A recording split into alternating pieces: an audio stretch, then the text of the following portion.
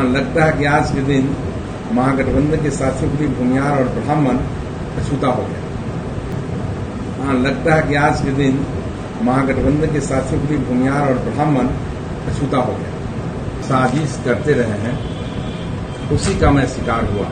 साजिश करते रहे हैं, उसी का मैं शिकार हुआ।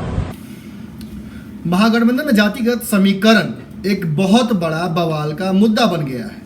कल किसी तरह से जोड़कर थूक से आटा साना गया महागठबंधन में, और इस आटे की रोटियां बनाना शुरू कर दिया अलग अलग प्रत्याशियों ने। मगर इस आटे की लोई बना बनाकर सभी को चाहिए थी, मगर आटा 40 ही रोटी बना सकता जी बिल्कुल। तो ऐसे में जो बाकी भूखे पेट रह जाएंगे वो क्या करेंगे? बागी ही होंगे। हमने आपको कल रात ही बताया है कि कैसे बागियों की पूरी 11 लोगों की लिस्ट है पूरे महागठबंधन में। हालांकि इससे कई ज़्यादा बागी हो सकते हैं। ऐसे ही एक बागी महाचंद्र प्रसाद है। कल पूरे दिन आपने सुना कैसे मीडिया की सुर्खियों में बने हुए थे, और इसलिए बने हुए थे क्योंकि एक सीट मांग रहे थे और वो सीट मिली नहीं। हमको कहा जा रहा है कि इस सीट के लिए मांझी ने प्रयास ही नहीं किया। फिर से वहीं आ गई बात भगत सिंह और गांधी जी। फांसी के लिए माफी नहीं मांगे कि नहीं मांगे, इसको लेकर विवाद शुरू हो गया। सबसे बड़ी बात कि महाचंद्र प्रसाद ने अभी पार्टी छोड़ी नहीं है, मगर इल्जाम लगा दिया है मांझी के ऊपर। हालांकि कह रहे हैं कि हमारे नेता हैं, दलितों के मसीहा हैं, और बहुत बड़ी इनकी कहा जाता है कि व्यापक राष्ट्रीय छवि है। इसके बावजूद इनको पिछलग्गू बनाकर लतम जुतम इनके साथ करके इनको धकियाकर महागठबंधन से बाहर का रास्ता दिखाया जा रहा है, वो भी अंदर रखते हुए। मतलब कैसे? तो ऐसे कि सीटों का समीकरण एक सीट मांझी जी की छोड़कर गया, बाकी जो दोनों सीटें हैं उस पर जो कैंडिडेट है उनका डिसीजन तेजस्वी यादव ने खुद किया है। क्या आरोप लगाया है और क्या क्या कहा है, और मांझी की कितनी सीटें मिली हैं, और महाचंद्र क्या चाहते थे, ये बताएंगे हमारे सब एडिटर आर्यन। चुनाव नज़दीक आते ही हर राजनीतिक दल अपने जातिगत समीकरण पर काम करना शुरू कर देता है, लेकिन जब लोकसभा की बात होती है तो यहाँ जातिगत समीकरण के साथ साथ एक समुदाय अपना समीकरण सबसे पहले खोजता है। खैर, इस बार का जो चुनाव हो रहा है, हमारे गार्जियन ने आपको बताया था, विजय मिश्र बाबा ने, कि इस बार जातीय समीकरण से बात नहीं बन रही। इस बार लोग अपनी सीट ढूंढ रहे हैं, क्योंकि युवा देश है, और इस युवा देश में कहीं ना कहीं जो 70 और 80 के बीच के नेता हैं, उनका ये आखिरी लोकसभा चुनाव होगा। तो कहीं ना कहीं इस बार गंगा सागर पार कर जाना है। गंगा सागर पार कर जाना है, और आखिरी लड़ाई लड़ रहे हैं इस लोकसभा चुनाव में। सीट जीतना चाह रहे हैं जनता के भरोसे नहीं, बल्कि अपने क्षेत्र और अपनी जात को देखकर। ऐसे में जब बागी हो रहे हैं हर कोई, उन्हें सीट नहीं मिल पा रहा, तब उन्हें याद आ रही है एक समुदाय की, जिसे बड़े पार्टियों ने, बड़े घटक दल ने छोड़ दिया है। सबसे पहले आप इस वीडियो को सुन लीजिए। हाँ, लगता है कि आज के दिन महागठबंधन के साथियों के लिए भूमिहार और ब्राह्मण अछूता हो गया। कोई ब्राह्मण का अपने महागठबंधन कोई ब्राह्मण जेडीयू सहित पूरे महागठबंधन से एक भी ब्राह्मणों को टिकट नहीं देना, इससे बा बिहार के लिए दुर्भाग्यपूर्ण क्या हो सकता है? क्या हाल है ये बाबू? जेडीयू 3 टर्म से भी नहीं दे रहा है। क्या हाल है? 3 टर्म से भी नहीं दे रहा है। देख लो तो महेश से बात करो।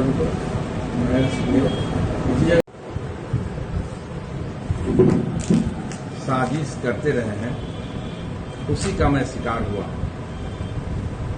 महाराजगंज लोकसभा क्षेत्र से मैं चुनाव लड़ा था वर्षों पहले।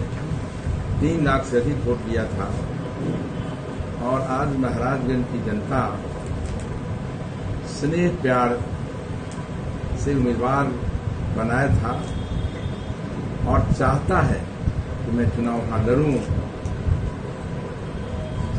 बिहार का वो पहला क्षेत्र है जहां जाति और पार्टी से ऊपर उठकर महाचंद्र सिंह के साथ लोग हैं। हिंदुस्तानी आवाम मोर्चा को 3 सीटें मिली, अन्य सहयोगियों को भी अपना अपना सीट मिला, लेकिन जीतन राम मांझी एक दलित नेता है, राष्ट्रीय स्तर पर उनका नेतृत्व है, लेकिन महागठबंधन के लोगों ने मिलकर उनको बौना बना दिया। 3 सीट में 1 सीट मात्र मांझी जी को लड़ने का छूट दिया और 2 सीट पर उम्मीदवारी चयन की शक्ति छीन लिया, छीनना टर्म, और इधर उधर के उम्मीदवार को ला करके मांझी जी के मत्थे रख दिया। महाराजगंज के लिए कंप्रोमाइज हुआ था। नालंदा की सीट महाराजगंज के बदले मांझी जी ने देना स्वीकार किया था और महाराजगंज महाचंद्र सिंह के लिए उन्होंने बात किया। लेकिन चूंकि महाचंद्र सिंह भूमियार ब्राह्मण जाति से आते हैं, ये नागवार गुजरा महागठबंधन के नेताओं को, जो आने वाले दिनों में बड़ा महंगा पड़ेगा। मैं आज कहा हूँ कि महागठबंधन के लोग गंभीरता से पुनः विचार करें और महाराजगंज सीट हम पार्टी को सुपुर्द करें। 2 दिन के अंदर निर्णय नहीं लेंगे तो मैं 2 तारीख को हिंदुस्तानी आवाम मोर्चा सेक्टर के पदाधिकारियों के साथ बैठकर लोगों की राय के अनुसार निर्णय लेने के लिए बाध्य होंगे। मतलब कहने का मतलब कि अगर 2 अप्रैल तक निर्णय होता तो आप चुनाव लड़िएगा, स्पष्ट हो गया ना। अगर निर्णय लड़ेंगे नहीं ये तो साथियों के मन मिजाज पर निर्भर करेगा, उनका सुझाव पर क्या आपके होगा। साथ है मन मिजाज टिकट तो 2000 वोट नहीं आएगा, जहाँ तक मेरी समझ और सोच। 3 लाख वोट वाले आदमी को आपने टिकट देने के पहले भी सोचे कि 3 लाख राजनीतिक हैसियत नहीं है। 3 लाख वोट लाने वाले को धोखा दिया गया। महाचंद्र सिंह धोखा का शिकार हुआ। सीट नहीं मिलेगी तो क्या डिसीजन फाइनल क्या होगा? वो तो चर्चा करेंगे 2 तारीख के बाद। इसलिए उनको कहा कि पुनः विचार करिए, नहीं तो महागठबंधन पर भारी संकट आने वाला है। नहीं, आप महागठबंधन से अलग होंगे या हम? ये तो महागठबंधन से अलग होने की शक्ति हमें नहीं है, वो है हमारे राष्ट्रीय अध्यक्ष में, जितना मांझी को सोचना है। लेकिन हम लोग आपस में बैठकर निर्णय लेंगे पार्टी के साथियों के साथ। आपने सुना कि कैसे न्यूज़ बिहार की खबर की मुहर खुद महागठबंधन के घटक दलों के नेता लगा रहे हैं। हमने कल ही कहा है कि भूरा बाल साफ कर दिया गया है एक तरह से महागठबंधन से। अब इसको लेकर बहुत सारे थीसिस दिए जा सकते हैं, बहुत सारे तर्क दिए जा सकते हैं, मगर जो लबोलबाब दिख रहा है, जो होलसम फिगर दिख रहा है, इसमें ना तो एक भूमिहार दिख रहा है, ना तो एक ब्राह्मण दिख रहा है, माफ कीजिएगा, और भूमिहारों की जनसंख्या लगातार इसमें घटा दी गई है। यहां तक कि सवर्ण कहे जाते हैं मुसलमान, इनको लेकर भी अब हल्ला शुरू हो गया है। खुद फातिमी ने कह दिया है कि मैं जवाब कैसे दूंगा अपने मुसलमान भाइयों को, ये मुझे समझ में नहीं आ रहा है। मुसलमानों की सीटें काटी जा रही हैं और ऐसे में टिकट मांग रहे हैं तो कैसे चलेगा। कौकब कादरी जो कांग्रेस के कार्यकारी अध्यक्ष हैं, उन्होंने भी यही आरोप लगाया था कि मुसलमानों का वोट अगर लेना है तो मुसलमानों को चेहरा बनाना पड़ेगा। तो क्या ब्राह्मणों का वोट लेना तो ब्राह्मणों को चेहरा नहीं बनाना पड़ेगा? क्या भूमिहारों का वोट लेने के लिए भूमिहारों को चेहरा नहीं बनाना पड़ेगा? क्या लाला का वोट लेने के लिए लाला का चेहरा नहीं बनाना पड़ेगा? देखिए, बात करें समीकरण की, जातीय समीकरण की, तो कुल मिलाकर सवर्ण का जो जातीय समीकरण है वो कहीं ना कहीं इस चुनाव के लिए महत्वपूर्ण नहीं रखता है। आबादी उतनी नहीं है जी। अब तो ऐसे में यही तो आकर सोशल इंजीनियरिंग और जस्टिफिकेशन होता है कि आपने सामाजिक न्याय कैसे किया। अगर भागीदारी नहीं है किसी समाज की तो क्या आप उसको बराबर की भागीदारी नहीं दीजिएगा? आप सुन लीजिए, हर घटक दल कह रहा था सीट बंटवारे के वक्त कि जिसकी जितनी भागीदारी उसकी उतनी हिस्सेदारी। तो हमारी जब भागीदारी ही नहीं है सवर्ण लोगों जो कहा जा रहा है, तो फिर कैसे उन्हें उतना हिस्सा दिया जाए? देखिए, साफ तौर पे महाचंद्र प्रसाद एक आरोप लगा रहे हैं कि जीतन राम मांझी ने सीट मांगने का प्रयास ही नहीं किया गया और जो 3 सीटें दी गई हैं टोकन सीटें हैं। मतलब इस पे एक ही सीट मांझी को मिल रही है, बाकी दोनों सीट तेजस्वी यादव खुद डिसाइड करेंगे। और सबसे बड़ी बात कि इन 2 सीटों में कौन कौन सी सीटें हैं बताइए? जी, गया और माफ कीजिएगा नालंदा और औरंगाबाद। नालंदा और औरंगाबाद। नालंदा की सीट से कौन चुनाव लड़ रहा है? अशोक कुमार आजाद। अशोक कुमार आजाद चुनाव लड़ रहे हैं। और दूसरी जगह से औरंगाबाद से उपेंद्र प्रसाद। देखिए, इन दोनों सीटों के अलावा कहा जा रहा है कि महाराजगंज की सीट मांग रहे थे। इन दोनों सीटों में से एक सीट छोड़कर कहा जा रहा था कि मांझी वो सीट मांग लेते महाराजगंज की, जहाँ से महाचंद्र प्रसाद 3 लाख वोट लेकर आए थे। खुद दावा कर रहे हैं, वीडियो के माध्यम से देख सकते हैं। और सबसे बड़ी बात कि इस दावे को वो जस्टिफाई कर रहे हैं तर्क के आधार पर। वो कह रहे हैं कि चुनाव मैं लड़ लेता तो चुनाव जीत भी जाता, मगर मुझे मौका ही नहीं दिया गया। जीतन राम मांझी जो कि हमारे नेता हैं, राष्ट्रीय चेहरा हैं, उनको बराबर की हिस्सेदारी दी ही नहीं जा रही है महागठबंधन में। क्या लग रहा है आपको? क्या हमने बताया ही कि जिसकी जितनी भागीदारी उसकी उतनी हिस्सेदारी। जिस तरीके से भूमिहारों का वोट प्रतिशत बिहार में है, उस आंकड़े से कहीं ना कहीं जीतन राम मांझी वाकिफ थे कि अगर महाचंद्र प्रसाद को चुनाव में उतार भी दिया जाता है तो एक सवर्ण समाज जिससे वो आते हैं उनके वोट प्रतिशत से नहीं जीत सकते महाचंद्र प्रसाद। देखिए, महाराजगंज की बात करें, महाराजगंज सीट पे सवर्णों की संख्या भी काफ़ी है, वहाँ से एक बन सकता था समीकरण, मगर उसके बावजूद जब उन्होंने ट्राई ही नहीं किया तो क्या करते। इसके आगे उन्होंने क्या कहा है? देखिए, इसके आगे उन्होंने कहा है कि सवर्ण को जिस तरीके से बाकी महागठबंधन के घटक दल ने नेग्लेक्ट किया है, उसका जवाब उन्हें चाहिए। साफ तौर पे उन्होंने कहा है कि एक बड़ी अनहोनी हो जाएगी अगर महाराजगंज की सीट एक बार फिर से रिकंसिडर करके नहीं दी जाती है महाचंद्र प्रसाद को। उन्होंने ये भी कहा है कि मैं जाति का भूमिहार हूँ और जिस तरह से भूमिहारों को नेग्लेक्ट किया गया है ये कहीं ना कहीं गलत हुआ है, और मेरी सीट अगर मुझे नहीं मिलती है तो मैं 2 दिनों के अंदर में बड़ा डिसीजन लेने जा रहा हूँ। और 2 तारीख को उन्होंने समय दिया है कि 2 तारीख को वो शीर्ष नेतृत्व के साथ, हम के शीर्ष नेतृत्व के साथ बैठकर बात करेंगे। और हमने आपको बताया था कि 3 तारीख को वो अपने कार्यकर्ता और जितने भी उनके सहयोगी हैं उनके साथ बैठकर वो मीटिंग करेंगे। तो बेसिकली यही माना जाए कि अब तो रिकंसिडर नहीं होगा, क्योंकि कीर्ति आदित्य दत्त को जो बाहर भगा दिया गया है तो इनको रखने का कोई मतलब बनता नहीं है। कल से मांझी लगातार चुप हैं, महागठबंधन के बड़े नेता चुप हैं, कई लोग बागी हो रहे हैं, लवली आनंद बागी हो गई हैं, बेतिया से बागी हो गए हैं राजन तिवारी। ऐसे में जो समीकरण है कहीं ना कहीं सवर्णों के खिलाफ जा रहा है। ऐसे सवर्णों के वोट से बहुत फर्क पड़ता नहीं है, ऐसा महागठबंधन सोच रही है। हालांकि अगर वही बात की जाए तो एनडीए ने सवर्णों के वोट को रिझाने के लिए 10% आरक्षण चुनाव से जस्ट पहले ही दे दिया है। तो ऐसे में एक बड़ी बात है, कहा जाता है कि ट्रेडिशनली जो सवर्ण है वो वोट बहुत कम करते हैं, इनके वोट परसेंटेज कम गिरते हैं, जितने वोट है उतने वोट्स भी नहीं गिरते हैं। तो ऐसे में सवर्णों को एक लॉलीपॉप दिया है नरेंद्र मोदी ने। अब इस लॉलीपॉप को लेकर क्या सवर्ण वोट करते हैं कि नहीं? सबसे बड़ी बात यह है कि महाचंद्र प्रसाद जो कि खुद सवर्ण है और एक ऐसी पार्टी में थे जहां दलितों के उत्थान के लगातार कार्य किया जा रहा था, जहां एक दलित नेता अपने आप को, दलित के अति पिछड़ा नेता अपने आप को राष्ट्रीय मंच तक लेकर गया था और चुनाव लड़ने के लिए लगातार अपने कहा सम्मान से कॉम्प्रोमाइज़ नहीं करेगा। वहीं अगर इस तरह का आरोप लगा रहे हैं कि सम्मान से कॉम्प्रोमाइज़ कर लिया है जीतन राम मांझी ने, तो ये देखना इंटरेस्टिंग होगा कि 2 तारीख को आखिर होता क्या है।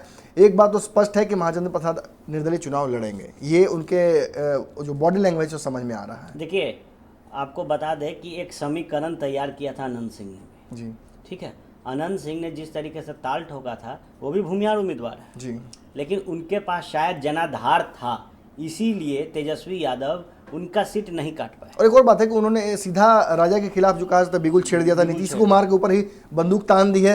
तो ऐसे में सबको चाहेंगे कि नीतीश कुमार से ही जब लड़ाई है तो नीतीश कुमार को ही टारगेट निपटा दिया जाए पहले। जी, तो यही कारण है अब हर कोई अपना दर्द बयां करेगा। पहले भी सवर्ण नेता नहीं बोलते थे सवर्णों के लिए, जिस तरीके से मनोज झा दर्द छलकाते थे, लेकिन जब उन्हें राज्यसभा भेज दिया गया तो वो भी सवर्ण के अगेंस्ट बोलते दिखे थे सदन में। देखिए, सवर्ण नेताओं के लिए अगर बात की जाए तो ये चुनाव बड़ा अजीब सा है। काटो तो खून नहीं और आगे कुआं और पीछे खाई। खुद की टिकट तो कट ही रही है, साथ ही साथ जवाब देना पड़ रहा है कि और लोगों की सवर्णों की टिकट क्यों काटी गई है। ऐसे में सबसे बड़ी बात है कि सवर्ण हाइड एंड सीक खेलेंगे पूरे चुनाव। अगर जो चुनाव लड़ रहे हैं निर्दलीय वो तो लड़ेंगे, उनको तो हो सकता है कि क्रेडिबिलिटी मिल जाए, जीतेंगे कि नहीं जीतेंगे ये तो आने वाले वक्त में समझ में आएगा, मगर उनकी क्रेडिबिलिटी थोड़ी बचेगी। मगर जो चुनाव नहीं लड़ेंगे, जो बैकफुट पर चले जाएंगे यहाँ से, उनको तो जवाब देना पड़ जाएगा। और जी बिल्कुल, अगर देखिए टिकट काट दी गई है सवर्णों की तो इससे जीत नहीं हासिल होने वाला इस बार महागठबंधन जी। नहीं, महागठबंधन तो निश्चिंत है कि अगर सवर्ण हमारे वोट न दे, ब्राह्मणों को टिकट न दे, भूमिहारों को टिकट न दे तो हम जीत जाएंगे चुनाव। अब यही तो टेस्ट है, यही तो आके इस पूरे चुनाव का ये कहा सकता है कि टू व्हील जो फंक्शन होता है वो यही है कि अब महागठबंधन ने सही प्रिडिक्शन किया है कि एनडीए ने सही प्रिडिक्शन किया है। हालांकि एनडीए में भी बात की जाए तो बहुत कम ही सवर्णों को उधर भी मिला है, मगर एक बड़ी बात यह है कि एनडीए में गिरिराज सिंह को मनाने का प्रयास किया गया, लॉलीपॉप दे दिया गया जो सवर्णों को आरक्षण के तौर पे, तो कहीं ना कहीं एक डैमेज कंट्रोल वहाँ हुआ है, मगर ये डैमेज कंट्रोल अभी तक दिख नहीं रहा है महागठबंधन में। देखिए, अनुभव की कमी है महागठबंधन में, इसीलिए अभी तक डैमेज कंट्रोल नहीं। आप सीधा सीधा महागठबंधन क्यों करें? महागठबंधन में कई ऐसे नेता हैं जो कि बहुत अनुभवी हैं। आप सीधा सीधा बोले तेजस्वी यादव को, मैंने कमी आपको लग रही है? महागठबंधन का नेता प्रतिपक्ष बनाया गए हैं तेजस्वी यादव, और तेजस्वी यादव में कहीं ना कहीं तो उनके आसपास के नेताओं को देखिए ना, मदन मोहन झा इतना सारा अनुभव लेकर आ रहे हैं। हो गई है। देखिए, कांग्रेस और आरजेडी जिस तरीके से बड़े भाई छोटे भाई की लड़ाई लड़ रही थी, उसमें बड़े भाई बन चुके हैं तेजस्वी यादव बड़े भाई बन जाएंगे तब तो अनुभव की कमी होगी ही होगी। बिल्कुल, क्योंकि सीट काट दी गई है कांग्रेस की, तो बड़े भाई इस वक्त तेजस्वी यादव हैं, और इस बड़े भाई के पास देखिए इस पूरे चुनाव में अगर घाटा होता किसी पार्टी को जबरदस्त दिख रहा है तो वो है कांग्रेस। कांग्रेस का ट्रेडिशनल वोटर तो वैसे भी पीछे था, बीच में जो जोड़ घटाव शुरू हुआ था, लोगों का आना शुरू हो गया था, ये मन में बैठ गया था लोगों के। खासतौर पर लवलिया ने हमसे बात करें तो उन्होंने कहा था कि 40 सीटों पर चुनाव लड़ना चाहती है पार्टी, और लड़ना चाहिए, ये हम सभी चाहते हैं, सारे कार्यकर्ता चाहते हैं। इससे कार्यकर्ताओं को लड़ने का मौका भी मिलेगा और हम अपनी पानी जमीन राजनीतिक पानी चेक भी कर लेंगे। मगर कहीं ना कहीं समझौता कर लिया शीर्ष नेतृत्व ने, मदन मोहन झा जी ने, जिसकी वजह से अब कांग्रेस को इस चुनाव में जो नव सृजित ऊर्जा मिली थी 3 राज्यों में जीतकर, ये कहीं ना कहीं जाती दिख रही है। ये बिल्कुल क्यों हमने कहा भी कि अनुभवहीन है महागठबंधन, नेतृत्व के पास शायद क्षमता नहीं है एकजुट रखने के लिए, इसीलिए डैमेज कंट्रोल नहीं हो पा रहा। और जिस तरीके से राजद का कद है बिहार में, उसके सामने कांग्रेस ने समझौता कर लिया है। क्योंकि देखिए, सवर्ण की बात हो रही थी तो कांग्रेस का मूल वोट बैंक सवर्ण है, और जिस तरीके से महागठबंधन में सवर्ण को जगह नहीं मिली है, वो भी एक कारण है कांग्रेस के बैकफुट पे जाके खेलने का। देखिए, सवर्ण नेताओं की बात की जाए, दिग्गज है दिग्गज। एक तरफ जहाँ शिवानंद तिवारी हैं, रघुवंश प्रसाद हैं, उनके अलावा अगर बात की जाए तो शत्रुघ्न सिन्हा है। अब कांग्रेस में आ जाते हैं तो अखिलेश सिंह है, प्रेमचंद मिश्रा हैं, सबसे बड़ी बात कि वहाँ पे ऑलरेडी मदन मोहन झा है। तो इन बड़े बड़े नामों के बावजूद अगर गठबंधन में नहीं मिल पाया है समुचित जो भागीदारी है, तो इसके लिए तो एक्सप्लेनेशन देना पड़ेगा तेजस्वी यादव। आप चुनाव के पहले दें या बाद में दें? 2 बार से सांसद रहे कीर्ति आजाद भी कांग्रेस में है, तो नहीं मिल रही है। अपने ही पार्टी के राजन तिवारी का टिकट काट दिया है। बेतिया से एक बड़े चेहरा है इस महागठबंधन के, आरजेडी के लगातार झंडा ढो रहे हैं। लालू प्रसाद की गैरहाजिरी में यही 2-3 लोग हैं। लालू प्रसाद की गैरहाजिरी का जिक्र आपने किया तो एक बात बता दे और जनता से अलविदा भी ले लिया जाए कि सपना सच किया है पिता का कहीं ना कहीं तेजस्वी यादव ने। अब ये तो तेजस्वी जब लालू यादव जेल से बाहर आएंगे तब समझ में आएगा कि अब बेटे की पीठ ठोकते हैं या कान मरोड़ते हैं, ये तो आने वाले वक्त में समझ में आएगा। क्योंकि बुरा बाल साफ करो कह दिया था लालू यादव ने, वो इस काम को नहीं कर पाए। लेकिन इस लोकसभा चुनाव में जब महागठबंधन और राजद की कमान आई है तेजस्वी यादव ने, तो कहीं ना कहीं उन्होंने अपने पिता का वो सपना पूरा कर दिया है इस लोकसभा चुनाव से ठीक पहले। आप जुड़े रहिए भारत लाइव टीवी के यूट्यूब चैनल से, हम आपको पल पल अपडेट्स देते रहेंगे और जुड़े रखेंगे खास तौर पर इस बिहार की राजनीति से, क्योंकि ये हॉट केक बना है और इस हॉट केक में इतने स्ट्रॉबेरीज हैं जिसे हर कोई खाकर लुत्फ उठाना चाहता है। देखते रहें भारत लाइव टीवी। धन्यवाद। हमारे फेसबुक पेज को लाइक करें, ट्विटर पर फॉलो करें न्यूज़ बिहार लाइव, और साथ ही साथ हमारे यूट्यूब चैनल को सब्सक्राइब करें। सब्सक्राइब करने के बाद बेल आइकन दबाना ना भूलें। धन्यवाद।